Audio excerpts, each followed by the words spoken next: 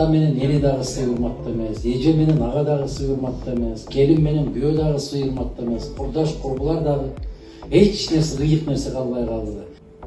Эми кандай кылыш керек деген суроо коюп атасыз. Тек гана өсүш керек, улут өсүш керек, улут окуш керек, улут сабаттуу болуш керек, улут бир нерсеге үйрөнүш керек. Бардык нерсе мектептен башталат. Мектепте жакшы окуп алып, пайдаланып түптөлбөдү. Пайдаланып түптөлбөдү, анын үстүнө кандай имарат курсаң да кулай берет. Мен тоого келтирип айтайын, менин бир классташым такси айдап иштейт. Айылдын бул башынан тиги башына чейин, базарга чейин, базардан айылдын башына чейин.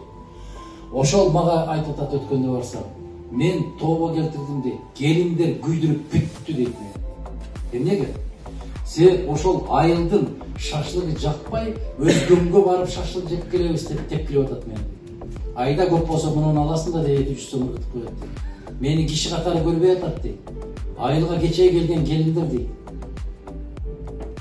Бүттүк айланайын, жетер жерибизге жетип калдык. Эмнеге? Бирин бир аңдып турат экен. Сенин кызыңдан акча келдиби? Жок. Сенин балаңдан акча келдиби? Бирдеме дебейсиң. Анан ушинтип жүргөн элди сиз айтасыз, мага суроо берип атасыз. Кантип токтотсолук деп, кантип? Айтыңызчы сиз мага.